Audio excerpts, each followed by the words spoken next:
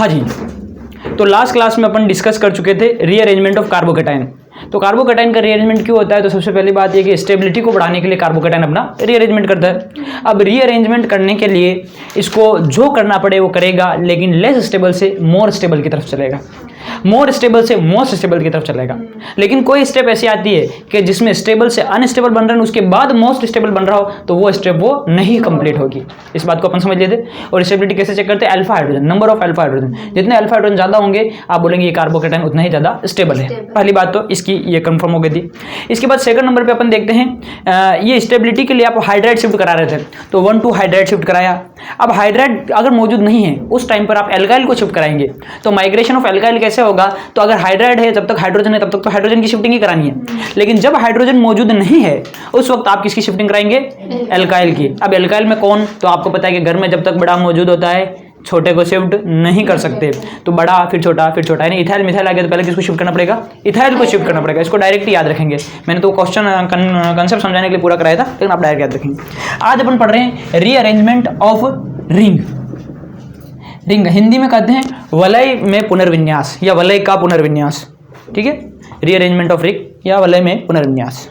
इस वलय में पुनर्विन्यास को अपन समझते हैं तो आपसे एक सिंपल क्वेश्चन पूछा जाता है, जो हमने ऑर्गेनिक की पहली क्लास हुई थी उसमें पढ़ा था कि sp3 कार्बन क्या होता है, sp2 कार्बन क्या होता है, sp कार्बन क्या होता है, बेसिक ऑर्गेनिक की क्लास में। तो बताइए sp3 कार्बन के अंदर हाइब्रिडाइजेशन sp3 होगा उस वक्त बंद कोण यानी कि बॉन्ड एंगल कितना होगा? हाँ,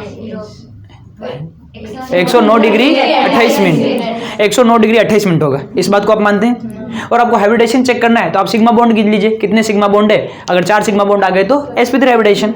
हमने एक वलय बनाई, जैसे कि ये वलय, ये क्या है? साइक्लोप्रोपेन है, पहचानते इसको? तो अब साइक्लोप्रोपेन के इस कार्बन का हाइब्रिडेशन पूछ ले तो हम बोलेंगे कि यहाँ पर 2 हाइड्रोजन ऐसे और ऐसे जुड़े होंगे, तो 2 सिग्मा बॉन्ड और 2 सिग्मा बॉन्ड, ये तो 4 सिग्मा बॉन्ड यानी कि sp3। इस कार्बन का संकरण sp3, इसका sp3, इसका sp3, तो सब जब सबका संकरण sp3 है।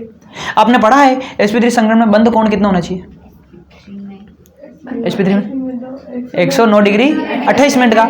अब 109 डिग्री 28 मिनट का होना चाहिए। आपको सामने नजर आ रहा है कितने का है? कितने का है बंद कोण?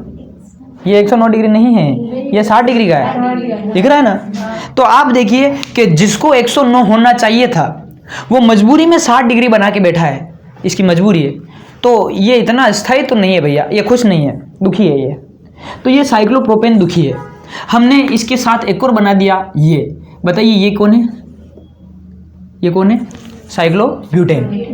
यहाँ पर बंद कोण कितना है? 90, इससे तो ज़्यादा ही है। यहाँ पर मैंने बना दिया तो यहाँ पर बंद कोण और बढ़ गया, यहाँ पर मैंने बना दिया तो बंद कोण और बढ़ गया, है ना? और यहाँ पर ये 6 सदस्यीय वाले बनाई और ये मैंने 7 सदस्यीय वाले बना दी, 7 मेंबर्ड रिंग। तो हमको इतना समझ में आता है कि यहाँ पर जो बंद कोण है वो बंद कोण कितना होना चाहिए? 109 डिग्री 28 मिनट का होना चाहिए, लेकिन इसमें 109 डिग्री 28 मिनट नहीं है। इसमें आपने बेयर का बंद कोण विकृति का सिद्धांत पढ़ा है फर्स्ट ईयर के अंदर, ओके? या जीओसी अगर मैं पढ़ा था, जीओसी में भी पढ़ा था फर्स्ट में। तो यहाँ पर बंद कोण विकृति सिद्धांत ये कहता है कि 4 सदस्यीय और 3 सदस्यीय वाले जब सामने आएंगे तो 4 सदस्यीय ज़्यादा स्थायी है, क्योंकि इसमें बंद कोण के अंदर विकृति कम है, इसके अंदर तनाव कम है। 5 वाले में और तनाव कम है, तो 3 और 4 में ज़्यादा स्थायी कौन सी? 4 वाली ज़्यादा स्थायी। अच्छा, 4 और 5 में ज़्यादा स्थायी कौन सी? 5 वाली। 5 और 6 में ज़्यादा स्थायी कौन सी? 6 वाली। 6 और 7 में ज़्यादा स्थायी कौन सी? 6 वाली। 6 वाली। सर 6 वाली ज़्यादा स्थायी क्यों है? क्योंकि आपने जीओसी फर्स्ट में पढ़ा है, ये कुर्सी रूप बना लेती है। उस दिन एक दिन अगर मैं पढ़ाता तो कागज से बना के दिखाता मैं, कुर्सी यानी कि चेयर, और बोट नाव वाला बना लेती, तो उस वजह से इसमें स्टेबिलिटी बढ़ जाती है। अगर पढ़ाते तो उसको डिटेल से बताते क्यों स्थायी होती है, लेकिन अभी इतना मान लीजिए कि ये सबसे स्थायी है। तो जब जब रीअरेंजमेंट का मौका मिला तो 3 वाली अगर 4 वाली बन सकती होगी तो बनेगी, 4 वाली 5 वाली बन सकती होगी तो बनेगी, 5 वाली 6 वाली बन सकती होगी तो बनेगी, और 6 वाली 7 वाली बन सकती होगी तो नहीं बनेगी, क्योंकि वो 7 से 6 में जाएगी, 4 से 5 में जाएगी। ठीक है ना, ऐसे होता है। तो ये इनकी स्टेबिलिटी है। बताइए समझ में आई? ओके, ये लिख लो पहले। तो आपको क्या ध्यान रखना है? सबसे ज़्यादा स्थायी कौन सी? 6 वाली। 5 और 6 में 6 वाली, 4 और 5 में 5 वाली, 3 और 4 में 4 वाली स्थायी होती है। लेकिन यही सीधा रटना नहीं है, क्योंकि अपन अब कंसेप्ट समझने जा रहे हैं। अब अपन देखते हैं स्थायी होती है तो कुछ एग्जाम्पल्स देखते हैं। पहले मैं एग्जाम्पल बता रहा हूँ, बाद में क्वेश्चन करूँगा। तो ये एग्जाम्पल है। सबसे पहले देखिए, जैसे मैंने ये बनाई, ये बनाया, ये नहीं लेते हैं, ये खतरनाक वाला है, ये लास्ट में लेंगे। ये बनाया मैंने कुछ इस तरीके से, साउथ की पिक्चर देखने का नतीजा। ऐसा ऐसा ऐसा, यहाँ पर है CH2+, ठीक है। अब बताइए ये कितने सदस्यीय वलय है? 4 सदस्यीय वलय। और यहाँ पर है, इसका आप अल्फा हाइड्रोजन गिन लीजिए पहले तो। अल्फा हाइड्रोजन कितना मिल रहा है आपको? अल्फा हाइड्रोजन कितना है? तो यहाँ पर एक अल्फा हाइड्रोजन, एक अल्फा हाइड्रोजन। अगर ये बॉन्ड यहाँ से टूट जाता है, आप देखिए ये बॉन्ड यहाँ से टूटा, तो यहाँ पर रियल में, इसको पहले कंडीशन को अपन समझते हैं। यहाँ पर एक कार्बन है, इसके साथ इधर एक कार्बन, इधर एक कार्बन, इधर एक कार्बन, और यहाँ पर एक हाइड्रोजन है। यहाँ से आप बॉन्ड ऐसे तोड़ते हैं कि ये दोनों ही इलेक्ट्रॉन ये रख ले, या सॉरी दोनों इलेक्ट्रॉन ये रख ले, तो इसके पास 2 इलेक्ट्रॉन, तो इस पर माइनस चार्ज आ गया, इस वाले पर, इस पर क्या जाएगा? Plus charge. अब इस पर पहले से प्लस चार्ज, इस वाले पर ये प्लस इस माइनस के साथ बॉन्ड बना लेगा, तो ये बॉन्ड टूटकर अगर यहाँ जुड़ जाए तो यहाँ पर क्या जनरेट हो जाएगा? प्लस चार्ज जनरेट हो जाएगा, ठीक है। तो अब मैं वो आपको सिखाने जा रहा हूँ कि यहाँ से बॉन्ड टूटेगा तो अपन इसको बोलेंगे 1-2 बॉन्ड शिफ्टिंग। तो आप क्या कराएंगे? 1-2 बॉन्ड शिफ्ट। यहाँ पे हाइड्रोजन शिफ्ट नहीं करा रहे, क्या करा रहे? बॉन्ड शिफ्ट करा रहे। तो जैसे ही बॉन्ड शिफ्ट होगा तो ये स्ट्रक्चर कुछ ऐसी सी दिखेगी, ये ऐसा ऐसा ऐसा, और ये बॉन्ड इधर जुड़ जाएगा, और ये CH2 था, और इधर प्लस माइनस बॉन्ड बना लेंगे, और यहाँ पर ऐसे, और ये वाले पर क्या जाएगा? Positive charge. इसको मैं ज़्यादा अच्छे से बनाऊँ तो इसको मैं ऐसे लिख देता हूँ, ऐसे ऐसे ऐसे ऐसे ऐसे, और ये ऐसे 5 सदस्यीय वाले।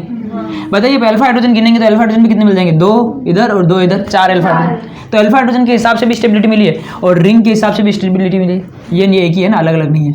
तो आप देखिए कि एक रिंग ने अपने आप को स्टेबल बनाया 4 से 5 सदस्यों की बनके, तो बताइए ये स्टेबल होगा कि नहीं होगा? होगा।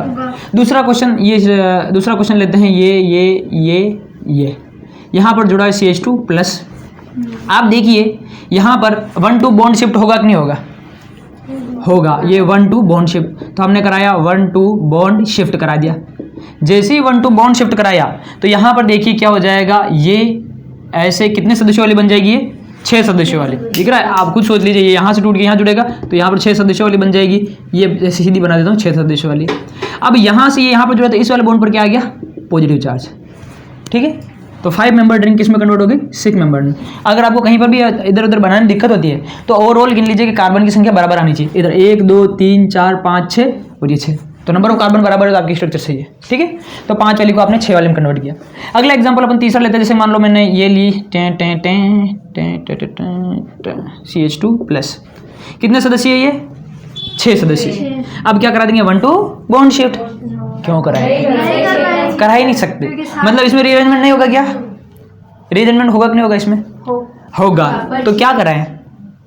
रीअरेंजमेंट भी कराना है, और इसको 5 से 6 से 7 की भी नहीं बनानी है। समस्या है, 6 रहने देवे, तो फिर रीअरेंजमेंट कैसा? 5 में बदल दो। अल्लाह, चलो मोर स्टेबल से लेस स्टेबल में बदलो। कुछ मत करो, करना तो पड़ेगा। जब जब कार्बोकैटायन को मौका मिलेगा स्टेबिलिटी बढ़ाने का, वो तब तब स्टेबिलिटी बढ़ाएगा। आज इसके पास अल्फा हाइड्रोजन कितने हैं? गिन लो, अल्फा हाइड्रोजन गिनो। पॉजिटिव के पास वाला हाइड्रोजन कार्बन, अल्फा कार्बन, इस पर हाइड्रोजन, अल्फा हाइड्रोजन 1 है। अगर आपने 1-2 हाइड्राइड शिफ्ट करा दिया, हाइड्राइड शिफ्ट, ये हाइड्राइड शिफ्ट करा दो। अगर 1-2 हाइड्राइड शिफ्ट हुआ है तो यहाँ पर ऐसे ऐसे ऐसे ऐसे ऐसे ऐसे, और ये रहा CH3 हो गया, और इस पर क्या आ गया? Plus charge. अब अल्फा हाइड्रोजन गिन के बताना जरा। 2 2 4 और 2 2 4 और 3 7, 4 1 से 7 में गई। स्टेबिलिटी तो बढ़ी है, मतलब रीअरेंजमेंट तो होगा। पॉजिटिव चार्ज यहाँ शिफ्ट हो गया, तो समझ में आ रहा है? यहाँ पर रीअरेंजमेंट ऐसे हो रहा है। ये अगर 7 वाली होती तो अपन 6 वाली कर देते, ठीक है। ये तो कोई बात नहीं। अब आ रहा है इंपॉर्टेंट कंसेप्ट। ये यहाँ पर CH2 है और CH2 के ऊपर पॉजिटिव चार्ज है, तो आप क्या करेंगे? 1-2 बॉन्ड शिफ्ट, 1-2 बॉन्ड शिफ्ट कराएंगे। बॉन्ड शिफ्ट, जैसे ही आपने 1-2 बॉन्ड शिफ्ट कराया, ये ऐसा सा बन जाएगा, और इस जिससे जुड़ा है उसके इधर वाले पर पॉजिटिव चार्ज, ठीक है। तो 3 से 4 वाली बनेगी कि नहीं बनेगी? नहीं बनेगी। हम प्रैक्टिकली देखते हैं तो ये जो ज़्यादा स्टेबल होता है, इसकी स्टेबिलिटी 48% और ये 48% या 47% स्टेबल होता है। मतलब ये ज़्यादा स्टेबल है, ये ज़्यादा स्टेबल है, प्रैक्टिकली देखा गया। अब ज़्यादा स्टेबल है, अब क्यों होता है स्टेबल? इसमें बोला था भैया डांसिंग रेजोनेंस। क्या है? Dancing resonance. पहले जो मैं सिखा रहा था, मैं 3 और 4 बता रहा था, उसमें कोई चार्ज नहीं था, समझ में आ रहा है? हाँ। उसमें चार्ज नहीं था, तो वो विकृति का कंसेप्ट अपन लेके चल रहे थे कि बंद कोण में विकृति किसमें ज्यादा है, कौन ज्यादा तनाव महसूस करता है। तो 3 वाली ज्यादा तनाव महसूस करती है और 4 वाली कम महसूस करती है। यहाँ पर तनाव का कंसेप्ट नहीं लग रहा है, यहाँ पर कंसेप्ट लग रहा है डांसिंग रेजोनेंस का, और ये अजीबोगरीब रेजोनेंस है, दुनिया से हट के रेजोनेंस है, और इस रेजोनेंस की वजह से ये ज्यादा स्टेबल होता है। तो डांसिंग रेजोनेंस की वजह से 4 और 3 में अगर ये कंडीशन बन रही है तो ये ज्यादा स्टेबल होगी, आगे बोन शिफ्टिंग नहीं होगी। अगर शिफ्ट करा भी दिया तो फिर से यही आ जाएगा, और यही ज्यादा स्टेबल है। ये इसमें लिख देंगे, ये मोर स्टेबल है, मोर स्टेबल। बोलो बात समझ में आ गई क्या? ओके, पास में बोलू बना लेंगे इसके, और ये बातों को नोट कर लेंगे। क्वेश्चन अब करेंगे, ये सिर्फ एग्जाम, उसमें एग्जाम्पल लिखे थे, अब क्वेश्चन करेंगे। चलिए क्वेश्चन में सबसे पहले आपके लेते हैं पहला क्वेश्चन 1 नंबर पर, फिर दूसरा क्वेश्चन 2 नंबर पर। क्वेश्चन है आपके लिए कि बताइए ये सबसे स्टेबल कार्बोकेटाइन है कि नहीं, स्टेबल और बनने के लिए कुछ कर सकता है? सर ये 5 कर सकता है? हाँ। नालायक को नहीं करेगा। नहीं करेगा ना, 6 नहीं तो देखिए डायरेक्ट 5 से 6 का नहीं होगा। ये कैसे होगा इसको समझेंगे। 1 2, इसमें पहले अल्फा हाइड्रोजन गिनो, कितने? 2। अब क्या होगा, 1 2 हाइड्राइड शिफ्ट, हाइड्राइड शिफ्टिंग होगी। जैसे ही हाइड्राइड शिफ्ट होगा तो यहाँ पर आ गया भैया पॉजिटिव चार्ज, CH2 और CH ही रह जाएगा, और ये CH3, और यहाँ पर आ गया पॉजिटिव चार्ज। ठीक है, अल्फा हाइड्रोजन गिनिए, अल्फा हाइड्रोजन बराबर कितना, 3 और 1 4। क्या 2 से 4 में गया है? क्या लेस स्टेबल से मोर स्टेबल गया है? स्टेबिलिटी बड़ी है, मतलब ये काम होगा।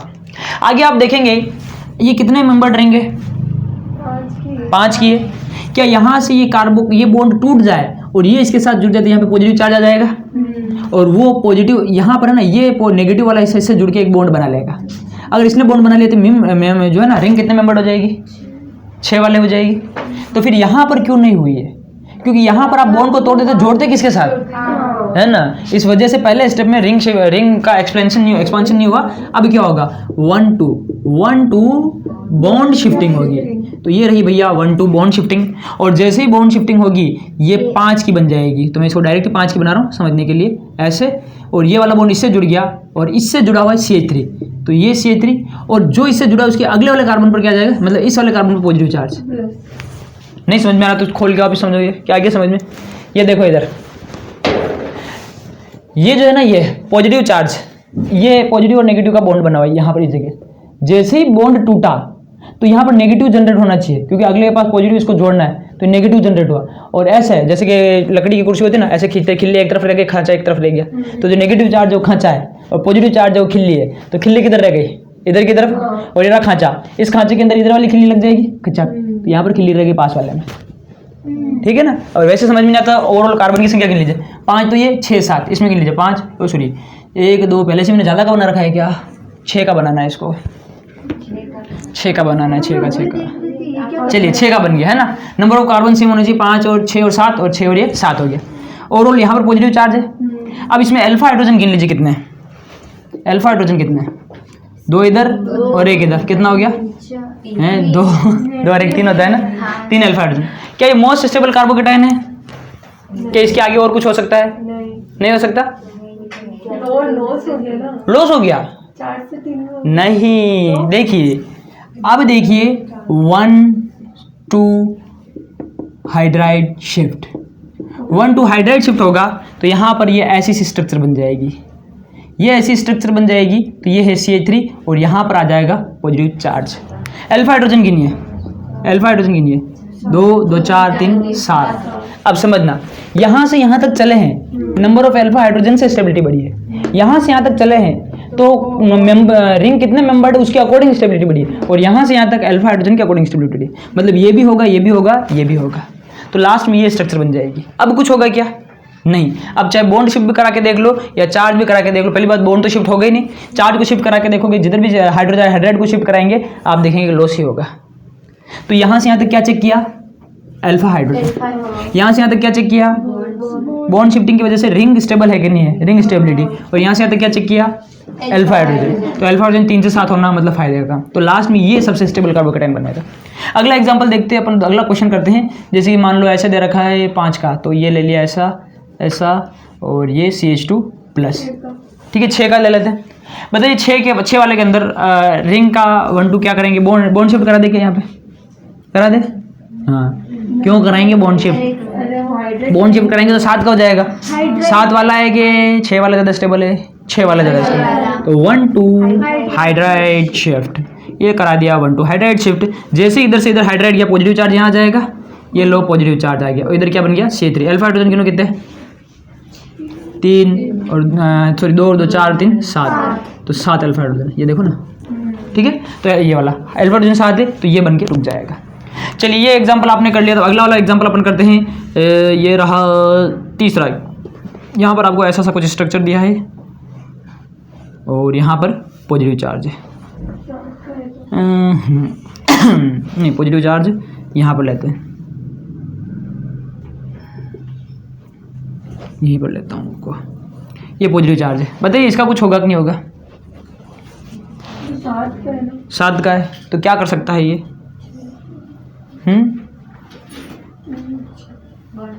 Bond shift. इसमें आप बॉन्ड शिफ्ट कराने जाएंगे, सही। तो बॉन्ड शिफ्ट कराने के लिए कहीं से न कहीं से बॉन्ड का टूटना जरूरी है। आप यहाँ से बॉन्ड तोड़ेंगे तो इस पर प्लस, इस पर माइनस, चाहे यहाँ से तोड़ो, इस यहाँ से तोड़ो, यहाँ से तोड़ो, एक पर प्लस एक पर माइनस आएगा, वो माइनस वाला इसके साथ अटैच हो जाएगा, वो प्लस वाला इधर रह जाएगा। ठीक है, तो 1 2 अपन यहाँ पे क्या कराएंगे? बॉन्ड शिफ्ट कराएंगे। बॉन्ड शिफ्ट पहले मैं बता दूँ, ये 7 मेंबर है, 1 2 3 4 5 6 7 7 मेंबर रहेंगे। तो 1 2 बॉन्ड शिफ्ट जैसे ही आपने कराई तो ये ऐसी सी स्ट्रक्चर बन जाएगी, ये वाली। और अगले वाले पर, क्योंकि यहाँ से अगर बॉन्ड टूटा है और वो बॉन्ड यहाँ जुड़ा दिया, चार्ज तो खत्म हो गया, यहाँ पर चार्ज बच गया, यहाँ पर प्लस आ जाएगा। अब ये 6 का बन गया तो ज़्यादा स्टेबल है, ये CH3 नहीं है, CH2 है। ठीक है, ओके। अब ये CH2 यहाँ पर है क्योंकि बॉन्ड टूटा है। अब मेरे को बताइए अल्फा हाइड्रोजन कितने हैं इसमें? एक ही है। एक काम करते हैं, 1 2 क्या कराएंगे? Hydride shift. तो ये कराएंगे 1 2 हाइड्राइड शिफ्ट, और जैसे ही 1 2 हाइड्राइड शिफ्ट कराएंगे, 1 2 हाइड्राइड शिफ्ट कराते ही यहाँ पर पॉजिटिव चार्ज आ जाएगा, और ये आ गया भैया पॉजिटिव चार्ज, और ये CH3 और पॉजिटिव चार्ज। अगर यहाँ पर पॉजिटिव चार्ज अल्फा हाइड्रोजन गिन लीजिए कितने? अल्फा हाइड्रोजन बराबर 7। बताइए 1 से 7 होना, more stable, less stable to more stable, होगा कि नहीं होगा? होगा, मतलब ये वाला रीअरेंजमेंट भी होगा। अगला वाला अपन देखते हैं। मान लो आपको मिल गया चौथा वाला ऐसा, ये और ऐसा। अब बताइए क्या होगा? 4 सदस्यीय, क्या 5 में कन्वर्ट होगा? नहीं होगा। 5 में कन्वर्ट होने के लिए कम से कम 5 कार्बन तो होने चाहिए ना, तो कार्बन ही जा रही है ना। अब क्या करेंगे? 1 2 हाइड्राइड शिफ्ट कहाँ कराएंगे? यहाँ से करा के यहाँ लेके आ जाओ, ये लो अब करो, मौज करो। सब जगह बराबर ही, कुछ नहीं होगा ना। होगा 1 2 बॉन्ड शिफ्ट। जैसे ही आपने 1 2 बॉन्ड शिफ्ट कराया, ये बन जाएगा ऐसा। बताइए आपको कैसा लगा ये? तो बताइए कितने मेंबर बन गए? 3 मेंबर। सर 4 और 3 में तो 4 ज़्यादा स्टेबल है, हाँ, लेकिन यहाँ पर एक गोचा हो रखा है जिसको आप डांसिंग रेजोनेंस कहते हैं, और जिसकी वजह से ये ज़्यादा स्टेबल है, तो ये कन्वर्ट हो जाएगा इसमें, ये स्टेबल है due to dancing resonance. Okay, dancing resonance की वजह से स्टेबल है। समझ में आ गई बातें? छाप लो सारे। तो अब तक हमने क्या सीखा? हम तो कंफ्यूज हो गए। एक बार देखा तो 7 वाली 6 में बदल गई, एक बार देखा तो 4 वाली 5 में बदल गई, एक बार देखा तो 4 वाली 3 में बदल गई। हमें कन्फ्यूजन हो रहा है, अब कैसे इनको याद करें इतने सारे एग्जाम्पल्स को? तो दिक्कत कहीं नहीं है, आप राज की बात ध्यान रखिए, आपके क्वेश्चंस हो जाएंगे। और वो राज की बात क्या है, इसको देखते हैं। राज की बात, राज की बात में हम सीखते हैं, अब तक हमने 2 चीज़ें सीखी है। एक्चुअल मैंने एक ही हेडिंग के अंदर 2 चीज़ें समझा दी है एग्जाम्पल्स के अंदर। एक हमने सीखा रिंग एक्सपांशन, यानी कि वलय विस्तार, हिंदी में आपको पढ़ते हैं वलय विस्तार। और दूसरा आपने समझा रिंग कॉन्ट्रैक्शन, यानी कि वलय संकुचन। तो 2 चीज़ें आपने एक साथ देखी है। देखिए, वलय विस्तार में क्या हुआ? 3 से 4 हो जाना, 4 से 5 का हो जाना, 5 से 6 का हो जाना, 6 से 7 का हो जाना। संकुचन में क्या है? 4 से 3 का हो जाना, 5 से 4 का हो जाना, 6 से 5 का हो जाना, और 7 से 6 का हो जाना। अब हम देखते हैं कौन सा होगा कौन सा नहीं होगा। सारा दिमाग इधर। बताइए, क्या 3 से 4 मिलने का मौका मिला तो बनेगी? बन जाएगी, वलय का विस्तार होगा।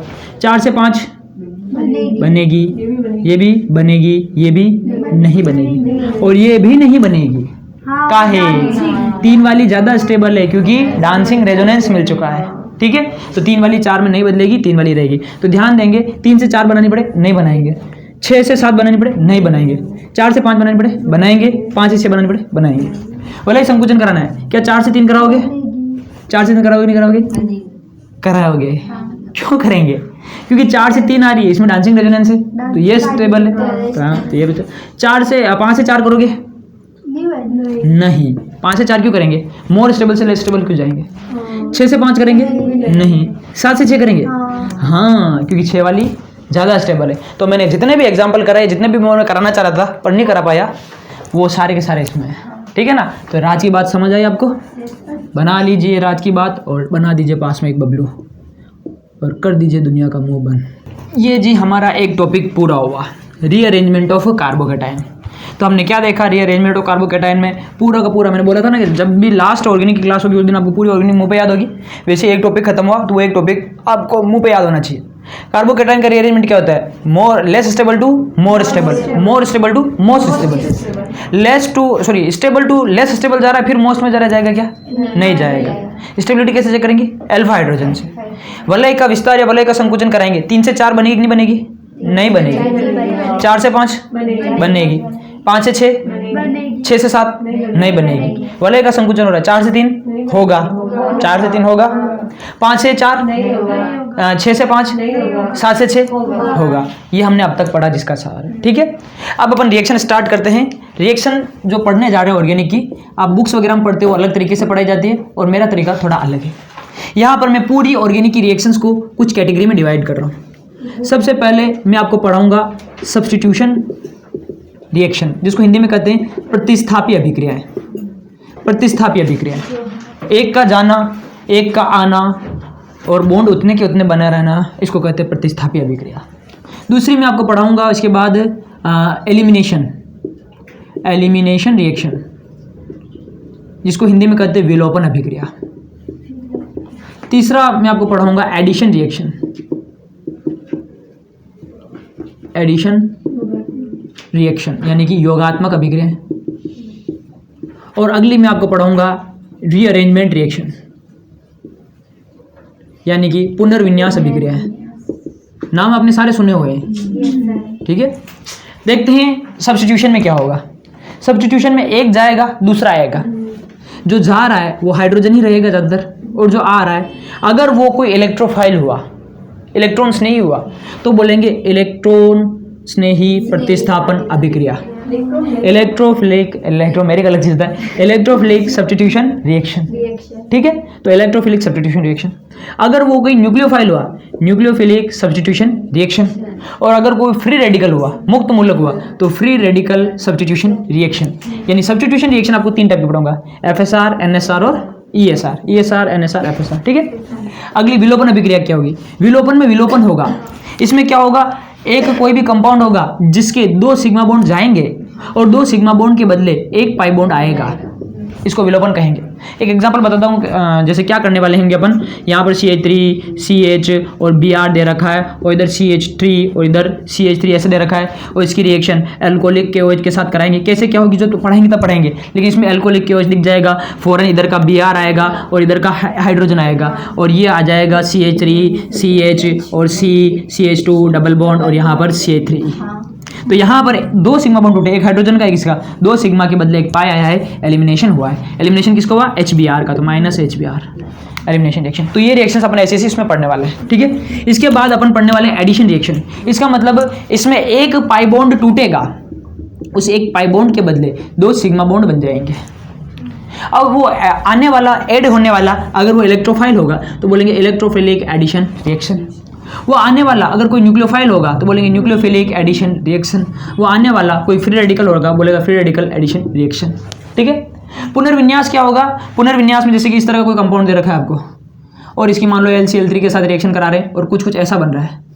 कितने कार्बन? 1 2 3 4, 1 2 3 4, ऐसा हो गया पुनर्विन्यास, रीअरेंजमेंट हो जाएगा। अब ये कैसे क्या होगा जब तो रिएक्शन पढ़ेंगे तब पढ़ेंगे, लेकिन हमने एक सुपरफिशियल आइडिया लिया कि पूरी ऑर्गेनिक केमिस्ट्री में ये रिएक्शन है। जिस दिन ये रिएक्शंस कंप्लीट हो जाएगी उस दिन आपकी पूरी ऑर्गेनिक कंप्लीट हो जाएगी। अब आपकी बुक में क्या होता है, चैप्टर के अकॉर्डिंग दिया होता है कि आपको कार्बोहाइड्रेट, उसमें मान लो एल्डिहाइड पढ़ा रहा है, अल्कोहल पढ़ा रहा है, कीटोन पढ़ा रहा है, तो उसमें जो एल्डिहाइड ने ये वाली शो करी वो शो कर दी, जैसे एल्डिहाइड वगैरह, कीटोन वगैरह NaR शो करते हैं तो उनके अंदर NaR वगैरह पढ़ा रखी है। फिर आप फिनोल वगैरह पढ़ रहे हैं तो बेंजीन वगैरह, तो वो ESR वगैरह शो कर रही है, नाइट्रिफिकेशन वगैरह चल रहा है तो वो आप इसके अंदर पढ़ते हैं। तो ऐसे सबका अलग अलग चलता रहता है। अपन क्या करते हैं, अपन ये हेडिंग पढ़ेंगे। अब पूरी ऑर्गेनिक में जो जो ये रिएक्शन दे रहा है वो एक साथ पढ़ लेंगे, फिर पूरी ऑर्गेनिक में जो जो ये हो रही है ये एक साथ पढ़ लेंगे, तो ये रिएक्शंस अपनी एक साथ हो जाएगी। उसके बाद अपन बुक के अकॉर्डिंग देख लेंगे तो बुक वाला भी समझ में आ जाएगा। तो ये तो अपने कंसेप्ट बिल्ड होंगे, फिर बुक में जो एग्जाम में लिखना होता है वो भी अपन सीख लेंगे। समझ में आ गया? तो अपने पढ़ने का तरीका बुक से थोड़ा हट गया, लेकिन ये तरीका ज़्यादा अच्छा है। अच्छा समझ में? हाँ ओके। और सीक्वेंस तो मैंने ऐसे बताया, सीक्वेंस तो कुछ भी हो सकता है। सबसे पहले मैं ये सार पढ़ूंगा, उसके बाद कुछ भी पढ़ा सकता हूँ, है ना। अब आप देखिए पन्ना नंबर 1 पर जाइए, पहला पाना, अरे वो नहीं, कल वाली क्लास का ही ठीक है। इसमें आपने देखा एसिड बेस रिएक्शन, सबसे फास्ट होने वाली रिएक्शन, इसके बारे में मैंने ज़्यादा चर्चा नहीं की क्योंकि डायरेक्ट में ABCD क्वेश्चन में ट्राई कर लूंगा इनको। सेकंड पे रीअरेंजमेंट ऑफ कार्बोकेटाइन कंप्लीट। अगला कौन सा पढ़ने वाले हैं? ESR। तो आपको समझ में आ रहा है ESR का मतलब क्या है? Electrophilic substitution reaction. उसके बाद क्या लिखा है? Free radical substitution reaction. उसके बाद क्या लिखा है? हाँ ER। NSR नहीं लिखा कहीं? कोई बात नहीं, ER मतलब इलेक्ट्रोफिलिक एडिशन रिएक्शन। फिर क्या लिखा है? Free radical addition reaction. फिर क्या लिखा है? NAR। फिर एलिमिनेशन एंड NSR। मतलब ये और ये कंपेयर करके पढ़नी पड़ेगी। तो आप ये ना सोचे कि मैं ये हेडिंग डला के ये पढ़ूंगा, ऐसा नहीं। मैंने तो वो हेडिंग लेके उसके अकॉर्डिंग पढ़ूंगा, मैंने गलती से नहीं लिखा, मैंने सीक्वेंस में लिखा, इसी सीक्वेंस में पढ़ाने वाला हूँ मैं, ठीक है। तो जब भी हो हमारी कैसेट चलती है तो यहीं से कैसेट शुरू होती है और लगातार ये सीक्वेंस चलता रहता है। जिस दिन अपन प्रैक्टिकल ऑर्गेनिक केमिस्ट्री पढ़ेंगे उस दिन आपकी ऑर्गेनिक केमिस्ट्री समाप्त, आपको हर रिएक्शन मुँह पे याद हो जाएगी, ऐसा हम उम्मीद करते हैं। अगर आप पढ़ेंगे तो क्लासेस छोड़ दो तो तुम्हारी इच्छा। चेपो सबसे पहले अपनी हेडिंग है ESR, इलेक्ट्रोफिलिक सब्स्टिट्यूशन रिएक्शन। शाबाश, इलेक्ट्रोफिलिक सब्स्टिट्यूशन रिएक्शन हेडिंग डाल दीजिए। तो अपन इलेक्ट्रॉन्स नहीं प्रतिस्थापन अभिक्रिया पढ़ते हैं, लेकिन पहले हमें ये मालूम होना चाहिए कि इलेक्ट्रोफाइल क्या होता है। तो आप इसके अंदर अपनी पहली हेडिंग क्या रहेगी? इलेक्ट्रोफाइल। इलेक्ट्रोफाइल जिसको आप E+ से भी डिनोट करते हैं, E+ लिखा है इलेक्ट्रोफाइल। इलेक्ट्रो शब्द का मतलब होता है बच्चों इलेक्ट्रॉन, इसका मतलब क्या है? इलेक्ट्रॉन। और फाइल का मतलब होता है लवर या एक्सेप्टर। तो इलेक्ट्रॉन से लव रखने वाला, इलेक्ट्रॉन को चाहने वाला, इलेक्ट्रॉन से स्नेह रखने वाला, वो क्या कहलाएगा? इलेक्ट्रोफाइल। इलेक्ट्रोफाइल कहलाएगा, इलेक्ट्रॉन स्नेही कहलाएगा। तो जिसको इलेक्ट्रॉन चाहिए वो इलेक्ट्रोफाइल है। इलेक्ट्रॉन कौन चाहता है जनरली? जिसका ऑक्टेट कंप्लीट नहीं होता, जिसका अष्टक पूर्ण नहीं होता। मतलब जिसका अष्टक अपूर्ण है वो इलेक्ट्रोफाइल की तरह बिहेव करेगा। कल को हीलियम को इलेक्ट्रोफाइल मत बोल देना, वो अष्टक नहीं बनाता है ना, वो 2 ही इलेक्ट्रॉन रखना था बाह्यतम कोश में। लेकिन और कोई ऐसा है तो जिसका अष्टक पूर्ण नहीं तो अष्टक पूर्ण करने की कोशिश करता है, इसके चक्कर में इलेक्ट्रॉन किसी के ले लेता है। तो इलेक्ट्रॉन से स्नेह रखने वाली स्पीशीज इलेक्ट्रोफाइल है, इलेक्ट्रॉन को चाहने वाली स्पीशीज इलेक्ट्रोफाइल है। इलेक्ट्रोफाइल तो ये भैया इलेक्ट्रोफाइल क्यों है? इलेक्ट्रोफाइल क्योंकि ये इलेक्ट्रॉन डेफिशिएंट है। इलेक्ट्रॉन डेफिशिएंट मतलब इलेक्ट्रॉन की कमी है, ठीक है, इलेक्ट्रॉन की कमी। अगर इसके अंदर इलेक्ट्रॉन की कमी है तो इलेक्ट्रॉन से स्नेह रखता है, मतलब ये इलेक्ट्रॉन लवर है। इलेक्ट्रॉन लवर, इलेक्ट्रॉन स्नेही है। इलेक्ट्रॉन से स्नेह रखता है तो किसी का इलेक्ट्रॉन तो लेगा, मतलब इलेक्ट्रॉन को एक्सेप्ट करेगा, इलेक्ट्रॉन एक्सेप्टर एक्सेप्ट करेगा। अगर इसने इलेक्ट्रॉन एक्सेप्ट किया तो वो स्पीशीज जो इलेक्ट्रॉन एक्सेप्ट करती है उनको लेविस एसिड कहते हैं। लेविस एसिड हिंदी में आगे कहते हैं लुईस एसिड, लुईस अम्ल।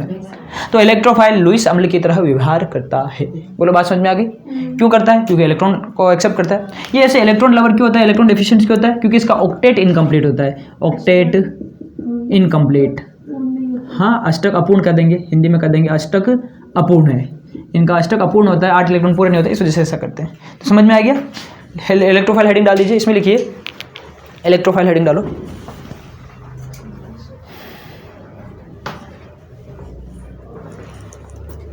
इलेक्ट्रोफाइल हेडिंग डाल दो।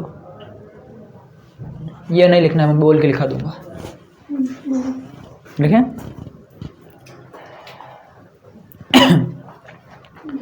लिखिए इलेक्ट्रॉन को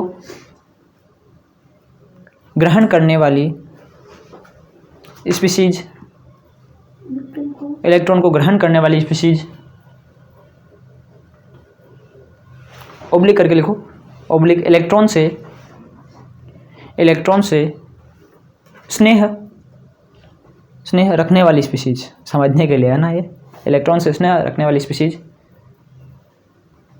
इलेक्ट्रॉन्स ने ही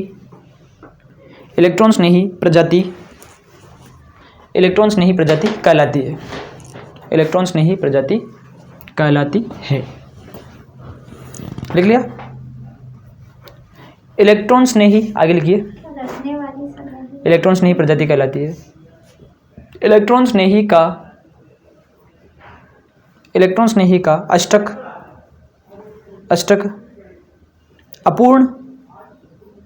अपूर्ण होता है। ठीक है, ब्रैकेट में लिखिए सामान्यतः,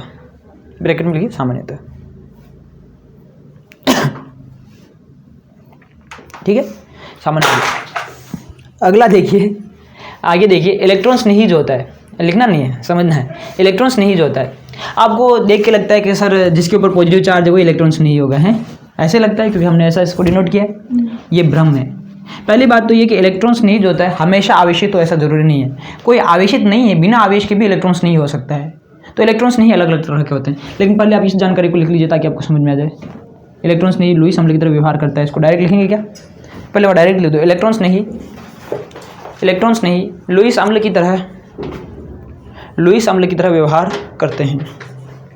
आपको पता है ना, अमोनिया जो होती है ना वो क्षारीय होती है। 12वीं कक्षा में पी ब्लॉक में क्वेश्चन भी किया होगा, अमोनिया क्षारीय क्यों होती है, NH3, है ना, ये NH3 क्षारीय क्यों होती है, ऐसा क्वेश्चन आया होगा। फिर हमने बोला कि अपना लोन पेयर डोनेट कर देती है इसलिए क्षारीय होती है। तो देखिए जो लोन पेयर दे रहा है वो क्षारीय है ना, यानी इलेक्ट्रॉन दिए, तो जो ले रहा है इलेक्ट्रॉन वो क्या है, अम्लीय, तो इसको लुईस अम्ल कहते हैं ना। इलेक्ट्रॉन्स नहीं लुईस अम्ल की तरह व्यवहार करते हैं। ठीक है, करती है नहीं करते हैं। अच्छा, व्यवहार ऐसा होता है तो सही लिखा, क्या लिखा आपने? इलेक्ट्रॉन्स नहीं लुईस अम्ल की तरह व्यवहार होती है, व्यवहार करते हैं, होती है, क्या होता है? ओके, व्यवहार करती है लिख दे यार। व्यवहार करती है लिख दे, वो तो गलत है। व्यवहार करते हैं बहुत सारे होते हैं। हाँ, तुमने सबने ऐसे लिखा क्या? नहीं सबने सही लिखा। हाँ, ये लिखो। यहाँ पर अपन इलेक्ट्रोफाइल कंप्लीट कर लेते हैं, फिर ESR कल से पढ़ेंगे ना। इलेक्ट्रोफाइल को बेसिकली अपन 3 कैटेगरी में क्लासिफाई करते हैं। कितनी कैटेगरी में बांटते हैं? 3 कैटेगरी में। सबसे पहला जो होता है इसको अपन बोलते हैं चार्ज्ड इलेक्ट्रोफाइल या चार्ज इलेक्ट्रोफाइल, जिसको हिंदी में कहेंगे आवेशित इलेक्ट्रोफाइल। ठीक है, आवेशित इलेक्ट्रोफाइल। आप पूछेंगे सर आवेशित इलेक्ट्रोफाइल क्या होगा, तो हम कहेंगे जिस इलेक्ट्रोफाइल के ऊपर आवेश होता है वो क्या होता है, आवेशित इलेक्ट्रोफाइल। तो आवेशित इलेक्ट्रोफाइल जैसे कि ये मान लो आपके सामने लिखा हुआ है Cl+, इसके ऊपर आवेश है, ये आवेशित इलेक्ट्रोफाइल है।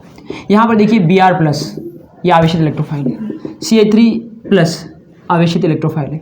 यहाँ पर लिखा हुआ है जैसे कि मान लो CO और ये प्लस और यहाँ पर ये Ca3, तो ये इलेक्ट्रोफाइल है आवेशित।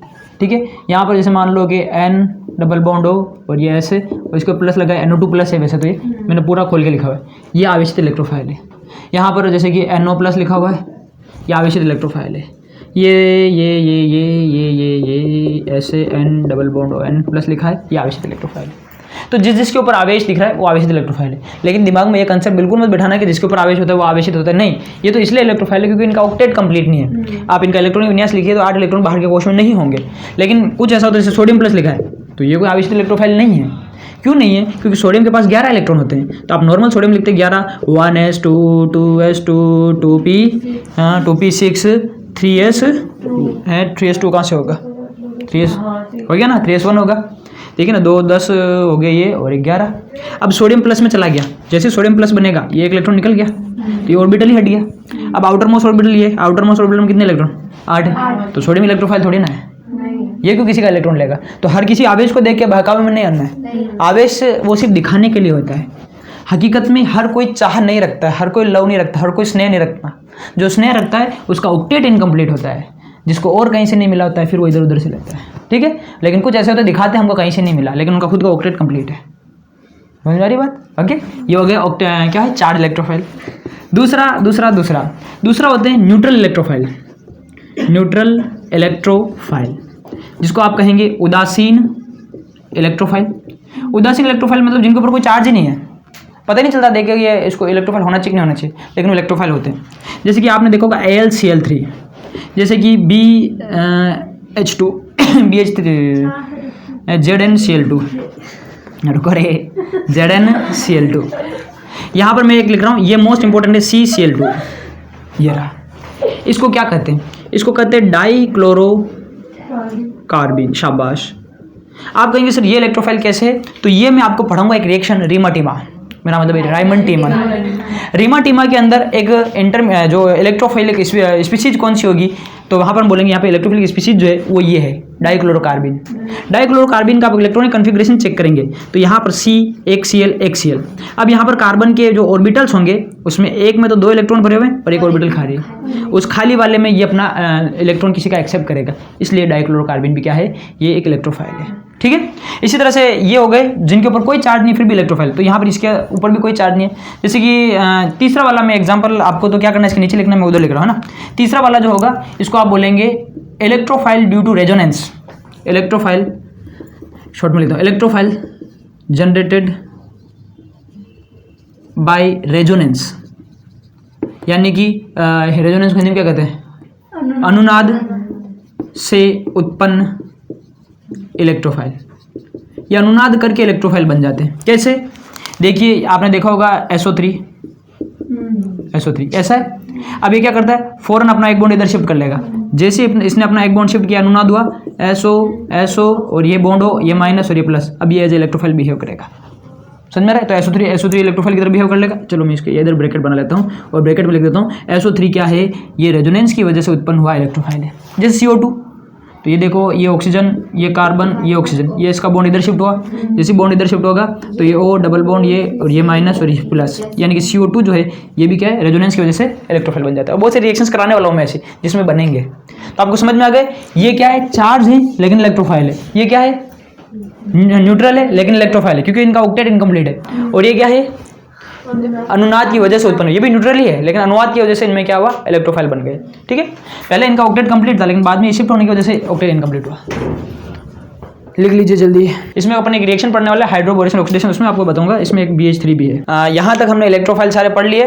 कल की क्लास में आकर के हम ESR स्टार्ट कर देंगे। तो ESR का मतलब सबसे पहले आपको मैकेनिज्म बताऊंगा रिएक्शन की, और उसके बाद ESR की कौन कौन से एग्जाम्पल है, तो सल्फोनेशन, नाइट्रेशन वगैरह, हेलोजिनेशन, सारे के सारे अपन पढ़ने वाले हैं। मिलते हैं अगली क्लास में, तब तक के लिए जय हिंद और जय भारत।